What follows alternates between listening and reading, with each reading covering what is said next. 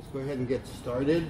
I want to go ahead and make sure we have plenty of time because I've got some extra modules that I've included in this talk. So a couple of disclaimers. Some of these modules are in alpha. Some of these modules are in dev. So just be aware of that as we go through these. And I kind of mentioned some of these modules have dependencies. But I tried to add a pretty good mixture of modules in this talk. But in doing that, I added a lot of modules. So this is going to, hopefully, we can get through them all. So my name is Fito Khan. I have a web development agency called Multimedia Partners.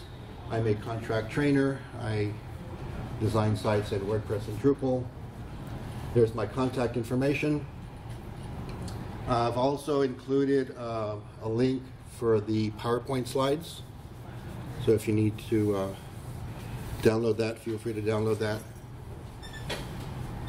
I've been working with Drupal for I want to say about eight or 9 years. I consider myself a front-end developer, project manager. I'm not a coder, and hence the reason why I like modules. When I'm not coding, I'm playing music. I see a couple of people here, friends of mine that are musicians. I run the Austin Jazz Alliance. I'm also a big foodie, big into cryptocurrencies, if you want to talk about that later. And play a lot of times with my grandbabies. I've got 4 and 1 on the way. So that's what I do when I'm not doing computers. A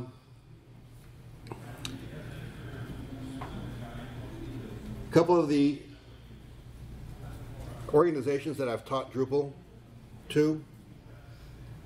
And I like to show this slide because I learn a lot from these trainings that I do. And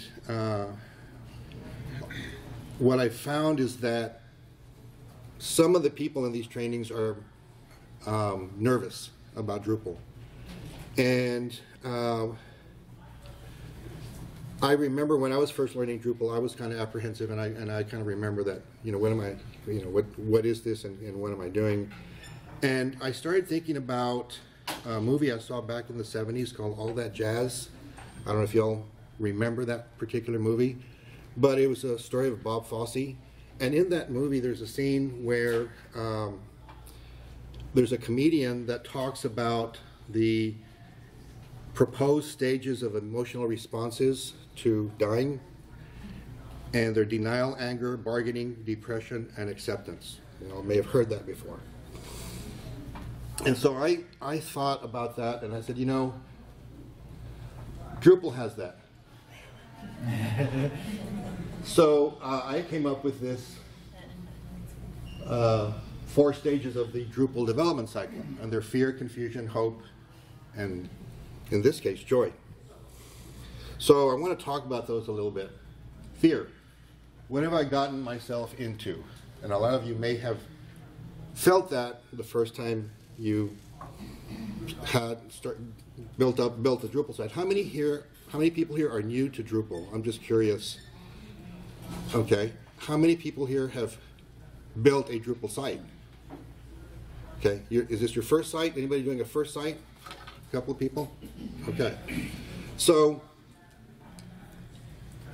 the first thing that happens when you build a Drupal site, right? Everybody sees this. Congratulations, you've installed Drupal. And then this is where the fun begins, right? This is where you have to start thinking about, okay, what am I going to do? So then you start thinking, okay, what's next? What do I do? And it's a typical feeling when you're first learning Drupal. But then you realize, wow, there's modules out there. That's the whole reason I got into Drupal. When I first saw Drupal, I didn't know PHP. But I saw that there was all of these modules that I could start pulling together and build a site.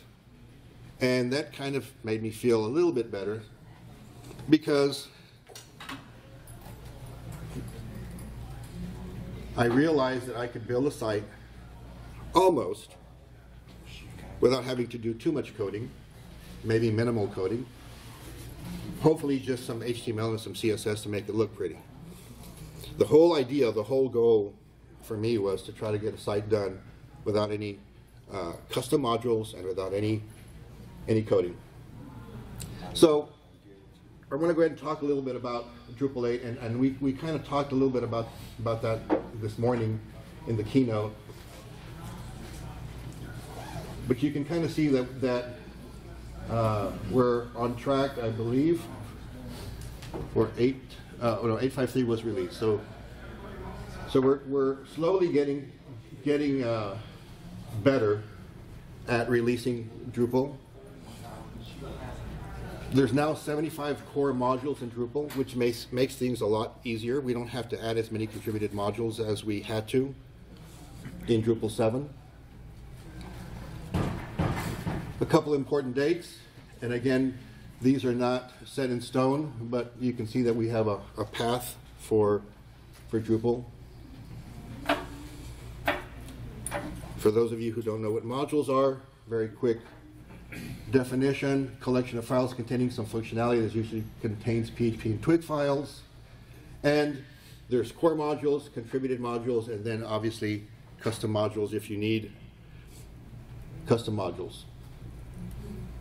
And again, I try to avoid those if possible. But I do want to say something, that modules aren't the solution to every problem. And so depending on your particular case, you may not need a module. You might have people in your organization that can code and create a custom module and code it. But if there's a contributed module, I highly recommend that you at least consider that. And the reason I say that is because every module you add to your site is being maintained by someone else, so choose wisely. And the reason I say that is because you might say, oh, there's a great module, live weather. I want to be able to display the weather of my city on a sidebar on my website. Well, there's a module that'll do that. But how many people are maintaining that module, and when was the last time that module got worked on? So these are some things that you're going to want to consider as you go through and look at your potential modules for your site.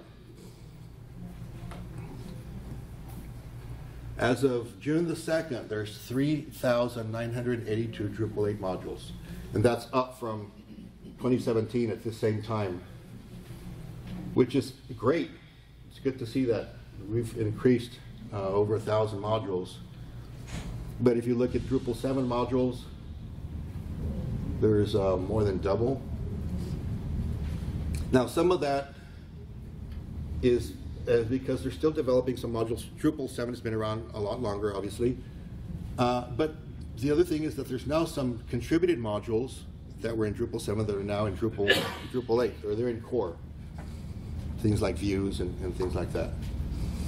The other new thing in Drupal 8 is that there's this list of experimental modules. Now, if you've looked at your module list, you'll see that there's this whole section of modules that are experimental, and you can enable those and use them.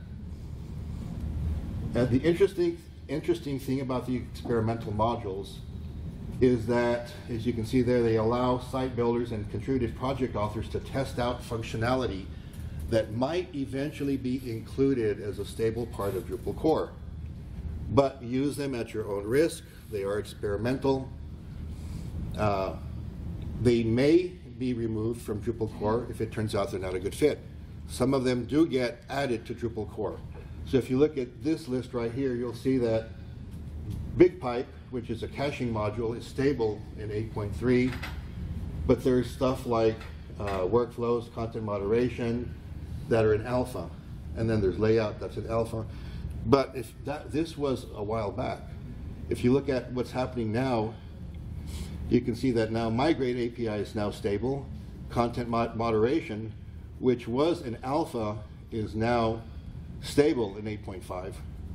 So there's a couple of things that are now stable. Media is stable. Settings tray is stable. So these are all core modules.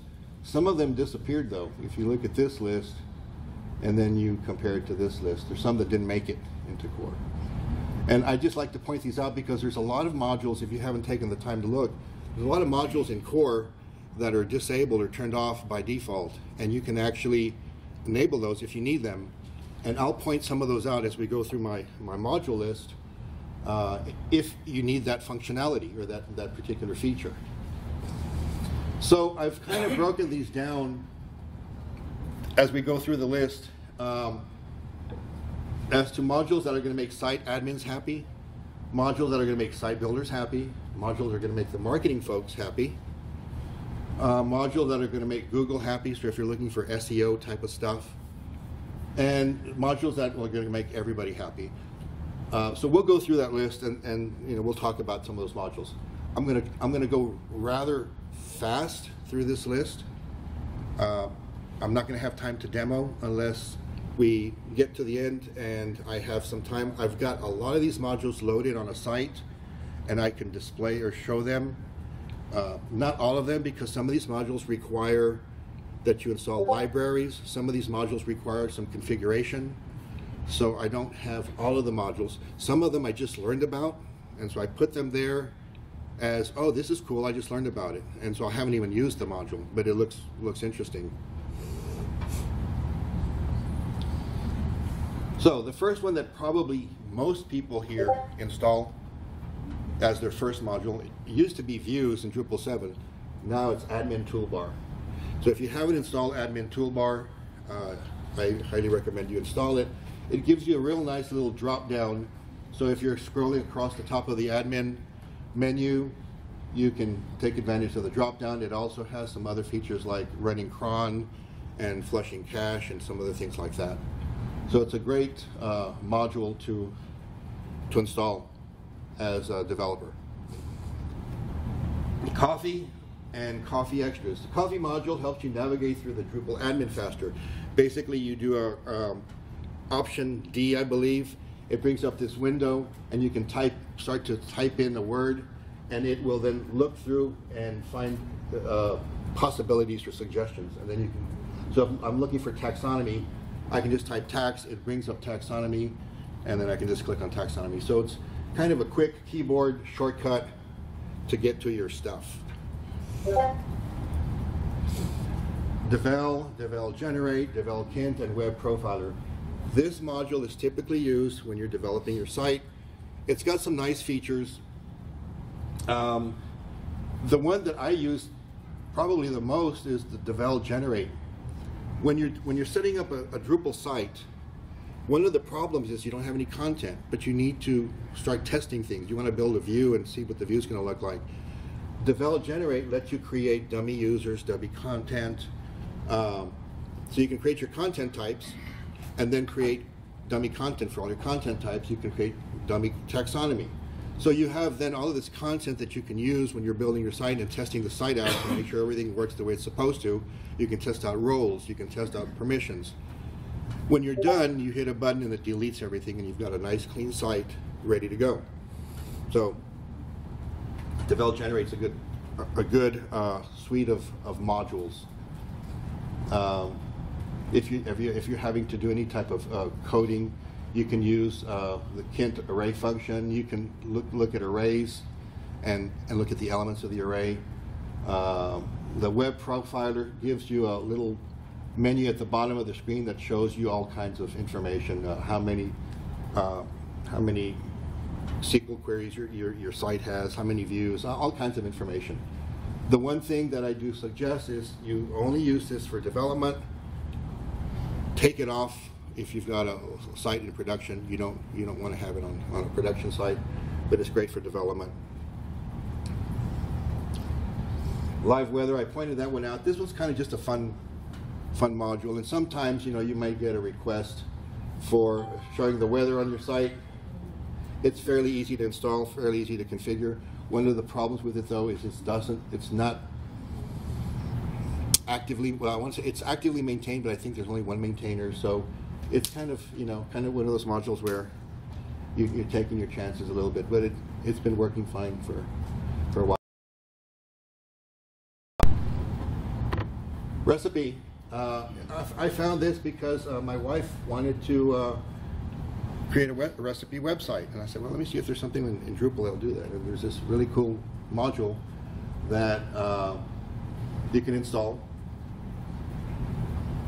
and add recipes. So this is a token in Ctools. These are modules that I don't know why they're not included in core. I feel they should be, because you're going to need them. You're going to have to install these. So token gives you or exposes these additional tokens that are not supported by core, and they're used for all kinds of things. One of the things that they're very useful for is this path auto module. So when you look at a Drupal site, the first time you set up a Drupal site, you'll see node ID, node 5, node 10, whatever. Drupal assigns a node number to content. And obviously that's not very good for SEO. So this particular combination of modules, path auto and token, give you the ability to create customized URL aliases.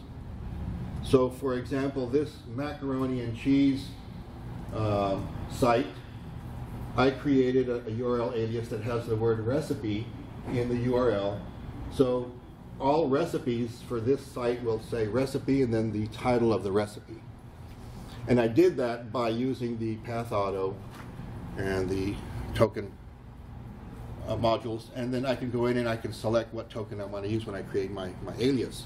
And what's nice about the token module is that if I want the URL to have the date, I can replace the title with the date.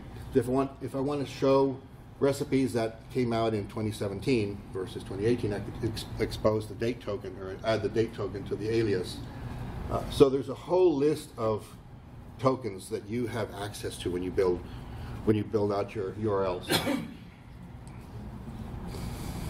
SEO checklist. This is a great module to help you in fine-tuning your Drupal site. And it does require the checklist API, which is another module. But what this module does is it provides you with a checklist to make sure that you're optimizing the site as best as possible for SEO. And so it basically says, okay, have you enabled clean URLs? Check. Have you installed the enable redirect module? Check. Have you installed and enabled the path auto module? Check. So it kind of prompts you and tells you what things you should be doing. And you can go through each one of those tabs on the left and still say, okay, search engines. Have you set up a Google account? Have you set up a Microsoft or a Yahoo account? I mean, it goes through and asks, and it basically prompts you. So it doesn't do it for you, but it gives you a really good roadmap as to what you should be doing for SEO.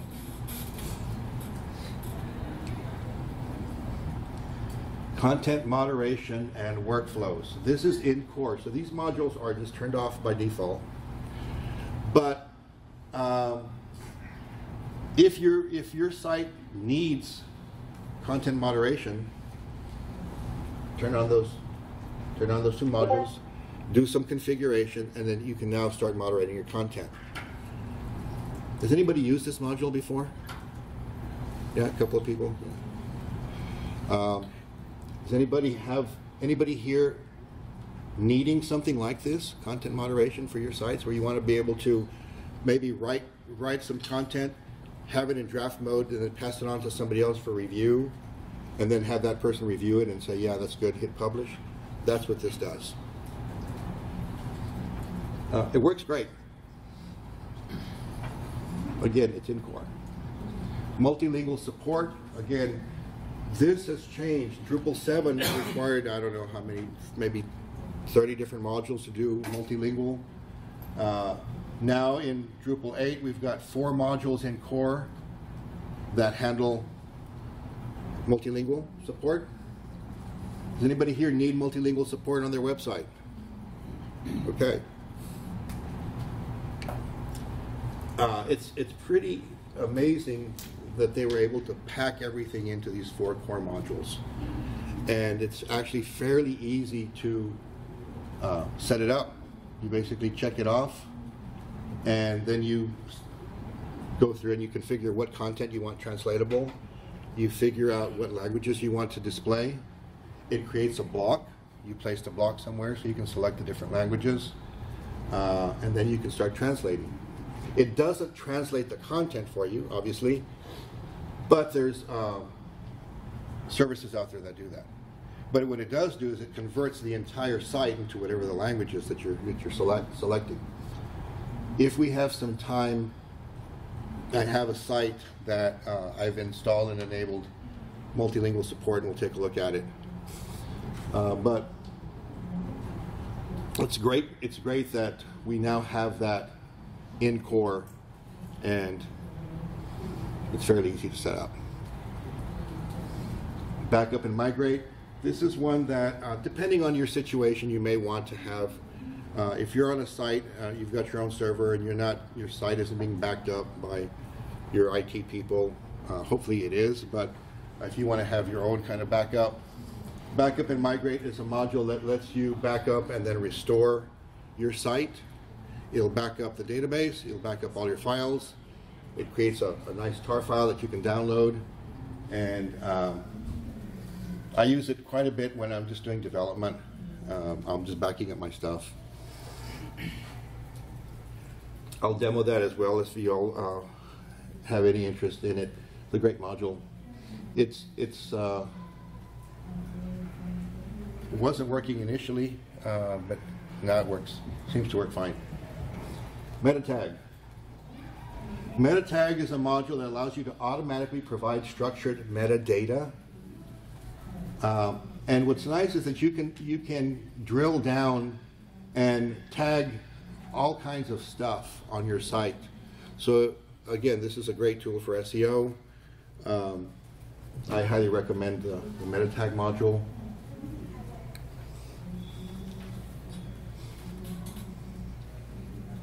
Webform.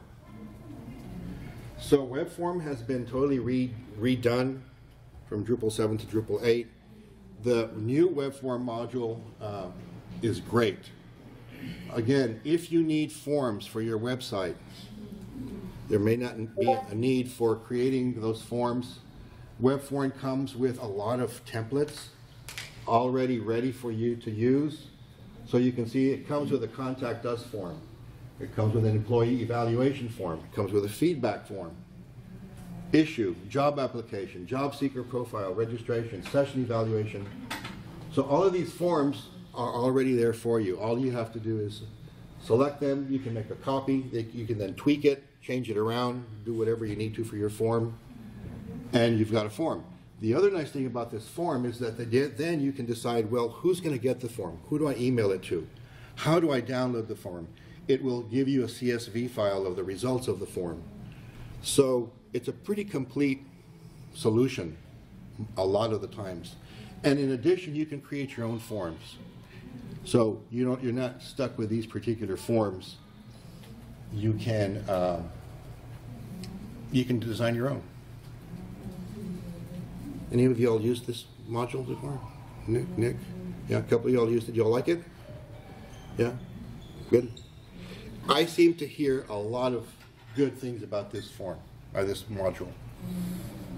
So, yeah, I've used it a couple of times. It's awesome. Highly recommend it. Simple sitemap. Every web page needs an automatic XML sitemap generator for SEO reasons.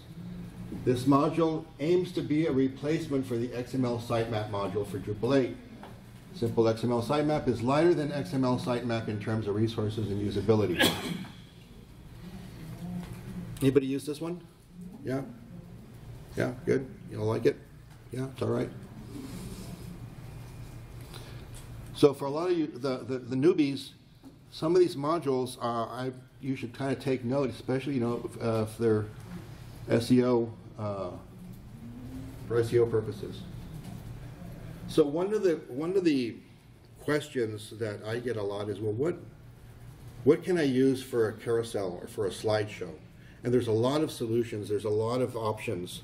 One thing that you'll find with Drupal is that there's a lot of ways to do something. And because it's PHP, you can write a module if you need to. There's also a lot of other ways of doing things like a slideshow or a carousel. This particular one is one that I like. It's not by any means the only one. There's lots of them out there. You can even use views, and you've used slideshow. But I've used this one before, and I like it because it has a lot of options. Fully responsive. It's got all kinds of things like swiping on mouse, on touch, different speeds. How fast do I want it to slide? How long do I want it to delay? It does all kinds of stuff. One note, though, about this module: it takes a while to configure it. It's not an install and go. You do have to install Blazy, which is another module, Slick Views, and the Slick JavaScript library to get this to work. And so there's some configuration. The JavaScript library has to be in a certain place. So you've got to put it in your libraries folder. If you don't have a libraries folder, you have to create a libraries folder. So there's some stuff you have to do. Not covered by Drupal security advisory policy. So, that's something that you may or may not apply. I was going to ask you if you found it difficult to implement because, man, I thought it was a nightmare. I love Slick, and I use it outside of Drupal, but D7, it's a real pain. I had a developer last year who knew Drupal much better than I do, and even he had a hell of a time. And ultimately, we couldn't get it working. I ended up using Flex. I found a lot of support for Flex, although it's not as extensive and not as good as Slick. But I found implementation to be useful. So Slick in Drupal 7 was extremely difficult. Slick in Drupal 8 has not been, at least not for me. Okay, I haven't used it yet. Yeah, I installed this last night, and it took me, I think, maybe 30 minutes. Okay. And it all worked, which I was very surprised because there are other things you got to do. But it worked. So, but to your point, yeah, as in Drupal 7, and that sometimes is a problem, is that, like the Webform module wasn't as good in Drupal 7. Now in Drupal 8, it's awesome. So you're going to find certain modules have gotten better with age. But you're also going to run into the problem that, sometimes organizations may see something like this and say, well, we're not going to put this on our site. With the security advisory policy, we don't know whether we want to have a site that has that. But it works great. I've used it. And looks like this. This is what I did. I installed this last night, and I just had a little slideshow, a little carousel with a couple of movie posters going. And didn't run into me. I tried to install every module that I'm talking about on one site to see if the site would crash. And so far the site hasn't crashed. And so I've installed all these modules that I'm talking about I've got Acquia Dev Desktop on my computer, and I just started installing modules. And so far they all play nice together, they all talk, and there's no problems, but obviously that's always a concern. Focal point. Focal point allows you to specify the portion of an image that is most important. This information can be used when the images are cropped and scaled so that you don't, for example, end up with an image that cuts off the subject's head. When you create image styles, sometimes you don't plan to, but you select cropped or scaled and for a certain image style, and the image is not the way it should be. So by using this module, you can say, I want the focal point to be the red parrot's head, for example, and so it'll kind of like use that as when it's using its cropping feature to do that. It does require the crop API, but very useful module sometimes, especially if you've got a site that's very image intensive and you want to be able to make sure that you're scaling or cropping the right thing. Honeypot. Anybody here use this module? Yeah, a lot of people. So if you're not using Honeypot, you might want to consider this. It's not as intrusive as a CAPTCHA module, and it works pretty good. But everybody who's got forms on their site should probably be using something like this for deterring the spam bots that are out there.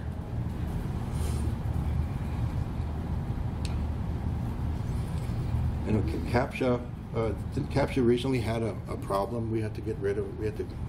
Was there some kind of security problem with the CAPTCHA? Do you all remember?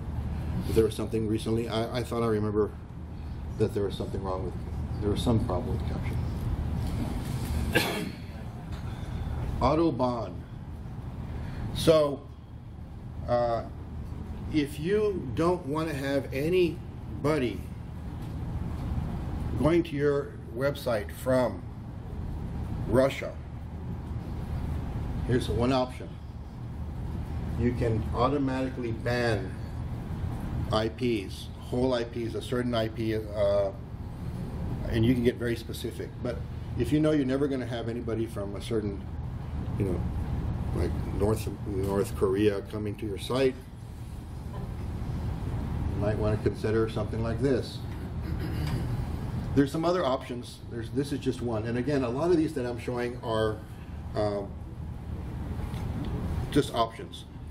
What you'll find in the Drupal community is that typically there's one or two options. There's not like a whole bunch of calendar modules or you know, specific modules like in the WordPress world. In the WordPress world, there's hundreds of plugins that kind of do kind of the same thing. Drupal takes the kind of a different approach, where they try to make one module really good, and they add a lot of functionality to that module so that you don't have to be looking for other modules. It's like, hey, let's just add this feature or this functionality to the module. So it makes your life a little bit easier because you don't have to be looking for all these different modules.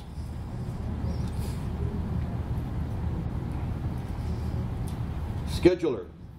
So if you have the need to create some content but you want to publish it later, maybe Scheduler is a module for you.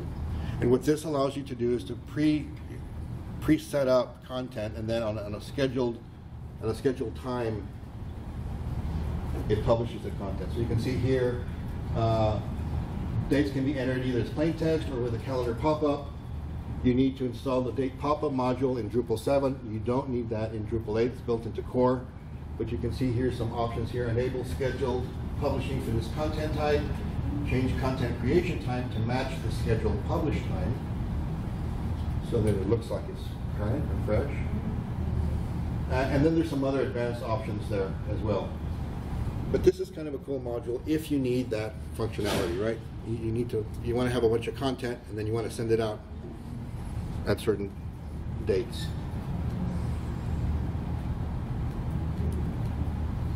Google Analytics, obviously everybody should have this module. I'm sure you all do. If not, it's fairly easy to get set up. You just set up your Google account, add your web property, and this adds it to your site. A lot easier than in the old days where you had to put it on every page, if you all remember those days. Now this is a great module. It works well, no problems.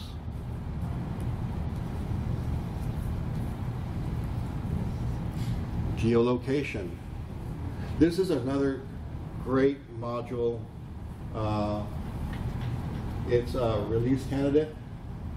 It works well. Anybody use this module? Yeah, got a couple of people. It works okay for you guys? No problems? Good. Yeah, so this is becoming more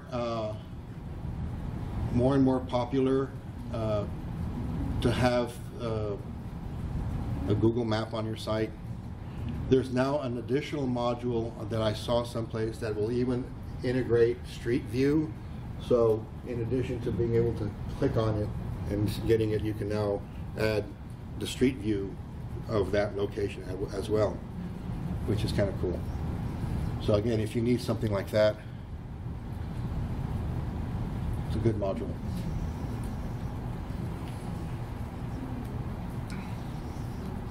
Responsive image. So what responsive image modules do, and this is actually in core, if you enable this, what it'll do is it will look at your theme and see if you have a responsive twig file, and it will, if you have a media, I think it's breakpoints.yaml, something, is that what it is? There's a breakpoints file in your theme, and it will then use that, and you can then decide what images you want to apply to those different breakpoints. So depending on what device you're looking at your site on, it will then use that particular sized image for that particular breakpoint. Paragraphs. This is actually becoming more popular. It was around in Drupal 7, becoming a lot more popular in Drupal 8. And I think it's because now you can just do so much more than just, if you just have a basic page, there's not a whole lot you can do, but if you add paragraphs, then your content editors can do so much more. You can create these other structures that give them a lot more flexibility when they're adding content, where they're building things. So you can see media, images, and other page elements can be added to a page, and you can give your content editors control of that by creating them prior, so that they can then just have these tools available to them if they need to. So it replaces the standard body field with a wide selection of paragraph types, and you can mix and match those on the fly. Kind of looks like this. So instead of just a regular basic page, you can see now that there's a paragraph type quote, so that if I'm including, I want to have quotes in my basic page, I have a paragraph type called quotes. I can have a slider or a slideshow. I can have all kinds of things. Anybody use paragraphs? Yeah. I think it's becoming more popular, isn't it? A lot more people using it. What kinds of? How are you using paragraphs? Do you you've used it? I know I've seen a couple of sites that you've said it. Yeah, I use it for building sites for people that want like more of a kind of a WordPress kind of look. We want to build pages ourselves. We don't want to pay you to make them. Right. So I can set up paragraphs for them, and they can go through and just make kind of pretty different pages. If they only need like 5 or 10 pages, and they can all look very. They all look very different, because you've got all these different paragraph types available to them. Yeah, and you can stack a bunch of things on top of each other. And yeah, it's pretty cool. Views reference. So this field, in conjunction with the paragraphs module, makes for a very powerful content management system, allowing addition of just about any kind of content into an entity page. So you can enter unique content per item, so per node. So that one item might have one view and another item might have a dozen views. I haven't used this module, but it was highly recommended. Has anybody used views reference before? Yeah? Okay. Highly recommended. Just gives you a lot more flexibility, right? Panels, Panelizer, Display Suite. So there's I think probably some people who like panels and Panelizer and Display Suite. There's other people who don't like it, don't use it. I think there's it kind of just depends on who you talk to. In Drupal 7, it was used quite a bit. Anybody using these modules in 8 and Drupal 8? Nope. Yes? You got a yes? So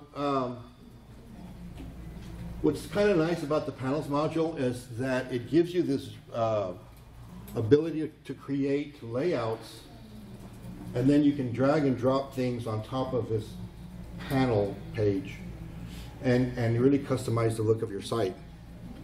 So you can even create specific landing pages. So if somebody says, well, I need a page that says, you know, coming soon, and I just want one big coming soon on the page, I don't want anything else, you might want to, you know, look at something. I mean, that's just obviously one way of doing it. The panels is a pretty powerful module. Display Suite lets you take control of how your content is displayed, again using drag and drop.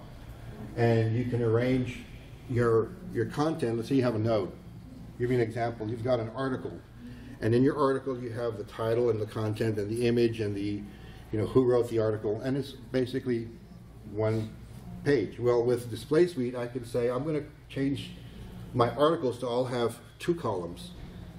And I want to have the image on the left, I want to have the content on the right. And I want to have the about, who wrote it, on the left. So it gives you some flexibility as to how you display your content. And you can do this by content type. So your articles can look different than your job postings, can look different than your events, can look different than your, you know, basic pages, without having to do any coding. Again, remember, this is all about not having to touch template files or twig files. I don't want to have to go into the node page to change the way my nodes look if I can use something like Display Suite, at least, you know, me. So good modules, not necessarily for everybody, but you may want to consider using them for your particular use case. Settings tray. Anybody use settings tray? Yeah? So settings tray, again, it's in core, it's turned off by default. Stable in Drupal 8.5, it provides enhanced functionality from the contextual module. So basically what it does is if you notice where it text says Drupal Camp, you see a little pencil there at the top right. So it allows you to configure blocks and change the configuration from the front end. So I can just click on any one of those, and if I need to change something, I can click in there and just change it, which is kind of a nice thing. Again, if we want to make it easier for us to be able to get into the site and make changes, I don't have to go to structure, block layout, and then go to configure block. I can do it all from clicking right there. Makes it a lot easier. Again, that's in core, so you just have to enable it and turn it on. Search API. This module provides a framework for easily creating searches on any entity known to Drupal using any kind of search engine. So it's a great alternative to the other search solutions since it already incorporates faceted support and the ability to use the views module for displaying search results. If you integrate Apache Solr, then you have a high-performance search for your site. Anybody use Search API? Yeah? Got a couple of people. Yeah, do you like it? It works? Works good? So it's a replacement for the Drupal search, basically. But there is some configuration, and you know, it's really more designed if you are going to use an Apache Solr server or something for your site. Media Entity Browser. This module provides an entity browser for media inspired by File Entity Browser. It requires inline entity form, entity browser, and entity embed. The media initiative has been going on for a while. I've been following it. I don't know right now where we're at, and maybe some of you all who have used media might want to kind of chime in. I have not used this module, but this module and Dropzone are two modules that I am very interested in because these are features that people have been wanting for a long time in Drupal. If you look at a WordPress site and you upload images on a WordPress site, you see the experience. It's very, very easy to do some batch uploading. It's very easy to see the images and select images. And that's kind of what we're wanting to have in Drupal. And this is kind of the goal, hopefully, is that we'll be able to use these modules to accomplish that. Anybody use these modules? And yeah, what's your take on these modules, your experience with these modules? Do they work? I've used them in 7, not 8. Not 7, not in 8. Anybody use them in 8? Excellent modules. Yeah? They work? Yeah. How about in 8? I used it in 8. 8, they work? Oh, I did. Was it easy to configure? Did you have to take some time? I've tried, and it's like, In my use case, I didn't configure much. There was some configuration of image cache and other stuff around images, but these didn't. you just install the required modules and everything worked fine? Yeah? Yep. Same with Dropzone? Anybody use Dropzone? I've used Dropzone, but my use case It didn't work for it, so we ended up not using it. Okay. And Dropzone.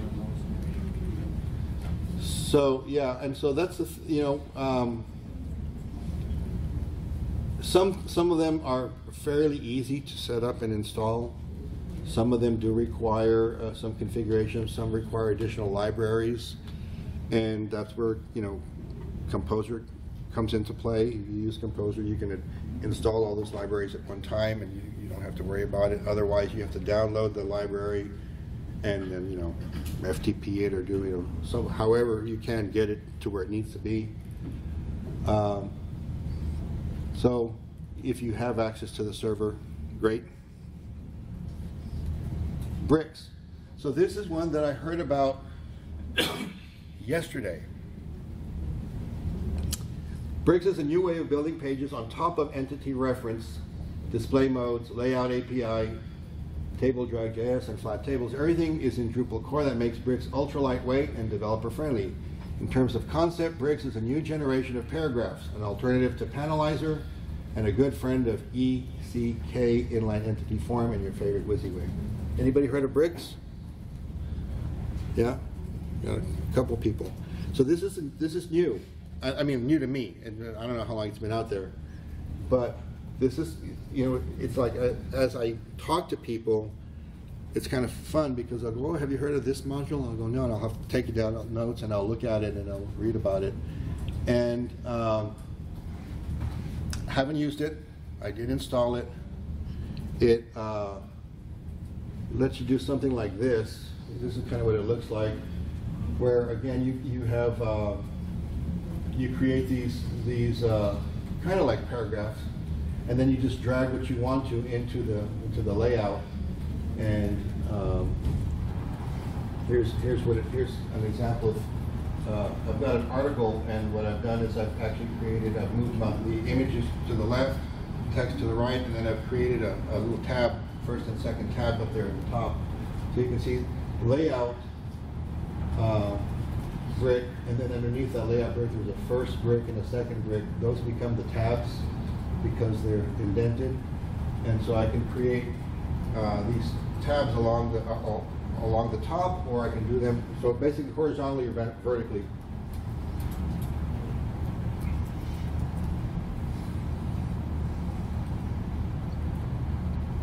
String overrides. So again, this depending on the use case may be a solution, it may not be a solution. So one example, and this might not be the best example, but let's say you have the situation where you've got a form, in this case a comment form, and the comment form by default says save. You want to change that so that the save button says comment instead of comment. You might consider maybe using string overrides. Another example is if I've got an e-commerce website, and the e-commerce website by default says products, and I want to change the word products to classes because I'm teaching classes, I'm not selling products. I might say change the string products to classes, maybe. Or instead of users, I want to change the word users to say members. So the string overrides basically says, what's the string that you have, what do you want to change it to? And it does that in the form of a module. Instead of having to go into the code, and you can do this obviously in code, so you can also create a custom module, and the custom module can alter the comment form. And so you can create a module that says alter the comment form and change the word comment to, or save to comment, and the custom module will do that, right? So depending on the use case, this might work. I like it for certain situations. You have to be careful because that string that you're changing is going to change that string site-wide. So you have to be careful of what the string is that you're changing.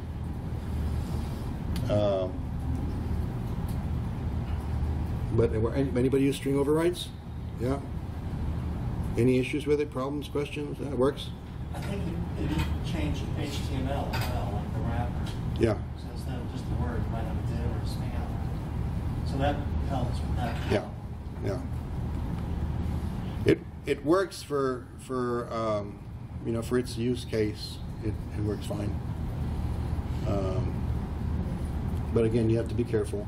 I don't know. It's dev right now, so kind of use it at your own risk. But it's I've used it before, and I've never had any problems with it. Statistics. So this is a core module, and the statistics module shows you how often a given page is viewed, who viewed it, the previous page the user visited, if you want, when it was viewed, and these are all statistics that you can gather and collect.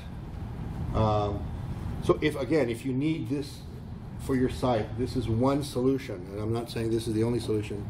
There's other modules that may do that as well.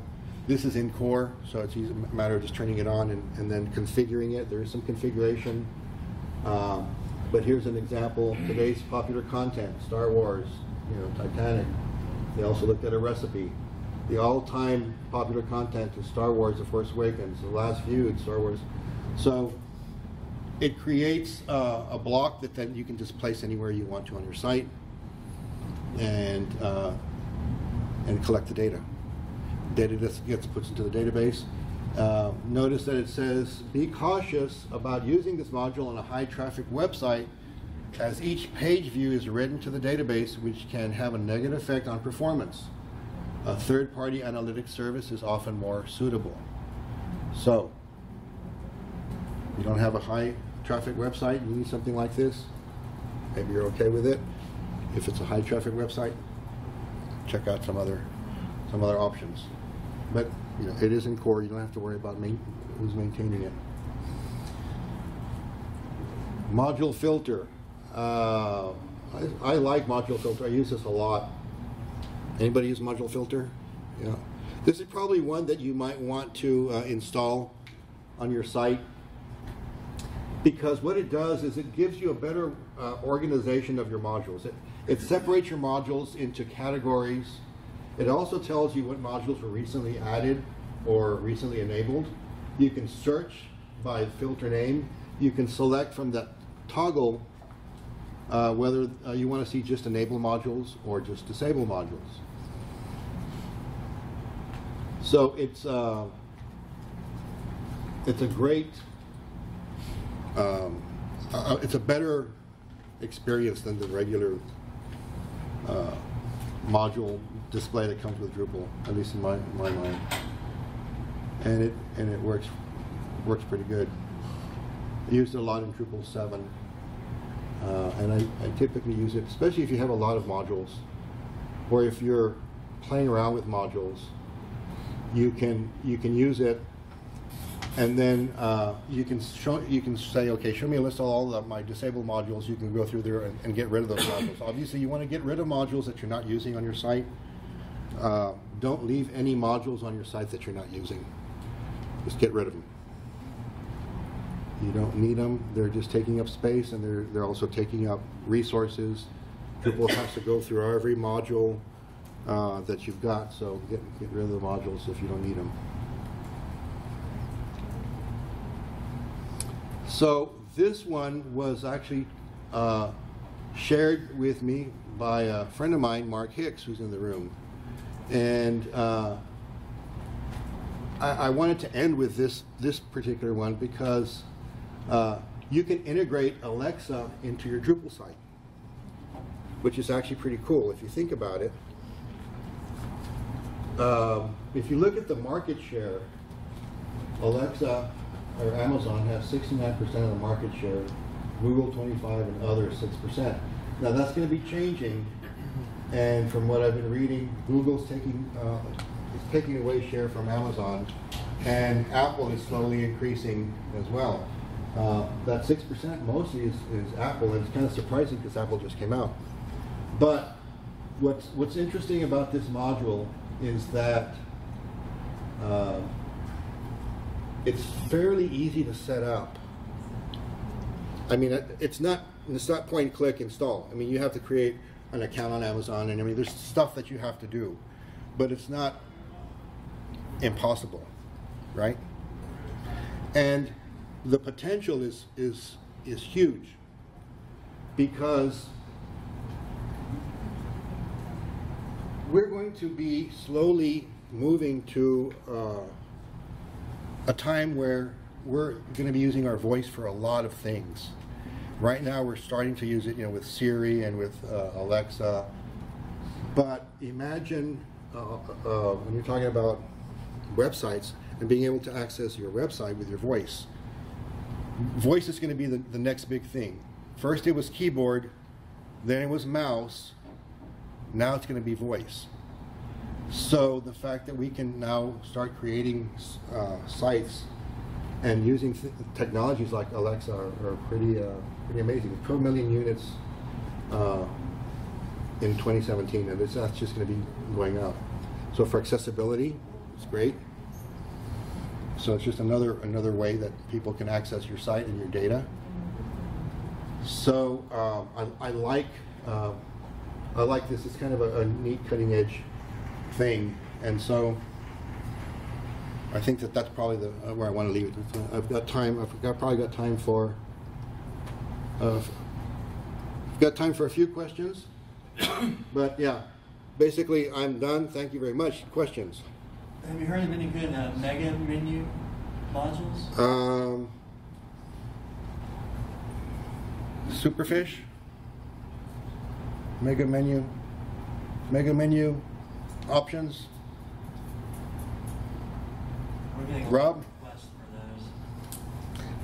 So I've always used Superfish, but I don't know if there's any other. Bootstrap has pretty good menu options, and you can pair that with like menu class or menu attributes, I think it's called, and you can if you have a Bootstrap subtheme that you're using, and you can make effectively a mega menu out of your Bootstrap theme. So it's requiring it's more on a theme layer than in that config layer. But I would have you look more towards that than trying to do a JavaScript library. I use Superfish a lot, like Vito, and I'm shying away from it now because it's becoming problematic with touchscreen devices and being responsive, and responsive in particular, and doing everything in HTML has been a better way to do it, I'm thinking, in my head at least, and I've been using Bootstrap for almost everything I've been doing front end wise, so I haven't really looked anywhere else. So separating it out maybe. Yeah, level 10 had a thing where they put a view in the menu. That was just another View in a menu. Yeah. Any other questions? Yes, sir. When you're loading up modules, and let's say you have 80 modules and you find this really great one you can't live without, and you install that and it breaks the site, do you have a recommended approach to figuring out which other module is bumping heads with the new one? The old school way, and this was in Drupal 7, was to slowly start disabling modules and see which one would cause the problem. But that was, you know, I don't. If you've got that many modules, that's kind of hard. I don't know. Rob might know a better solution to that, other than just disabling the module and then reading and seeing if there's other people who are having the same issue and seeing what they've done. Because obviously, if it's crashing, there'll be an issue someplace. If you go to that modules project page, read the issue queue and see if there's other bugs or problems. And typically, you'll say, this site crashed when I installed it on blah, blah, blah, and here's what I had. And then you can maybe get the information from the issue queue. But Log messages. read your log file and see if there's something in the log file. Because that's true that you can read the log file and see when it crashed. My advice would be to use the log file to try to guess which modules to disable, so you don't just like Right. shooting it in the dark random. Yeah. Thank you. Yeah. Make sure you create an issue. And create an issue. That's really important. Let them know it's Yeah. not working. Yeah, let them know that it crashed on you. And yeah, I've installed these modules, I installed this one, and it crashed. Yeah. Any other questions? Yes, sir. Not a question, but just more of a comment. With some of the stuff like media and media browser and panelizer and stuff, I personally have not really had a lot of experience setting those up because I've used Lightning to do that. So for anybody who hasn't done much with, especially Drupal 8, and you want to play with that kind of stuff, that's a good place to start because It already all has. that stuff can be finicky and Yeah. troublesome. So let it handle that stuff for you, and then Yeah. you can get on to more fun things. So Lightning is a Drupal distribution. It already comes with Drupal 8, and a lot of these modules are already installed and configured. So if you want to play with it, you can install or download Lightning and then see how it was configured and see how it works. So that's a good way of testing out some of these modules in a local environment. And then you can go back and configure it and play with it. But yeah, some of those modules, they've already done the work. Everything already works out of the box. So yeah, it's just and actually I downloaded Lightning to play with it because even Lightning has changed because these modules have changed, and so the version of Lightning like from 2 years ago is totally different. That's a good example too, because like Lightning was originally using Workbench for moderation. Right. And Workbench got put into core as content moderation. Right. And the Lightning team actually made an upgrade path. Yeah. So I say, stand on the shoulders of Let giants. them exactly. Yeah. And Lightning's maintained by Acquia, isn't it? Yeah, there's a couple people. Yeah. Adam Honig and Adam Right. Paulson. Yeah. That's it for right now. Okay. Thank you very much. We're done.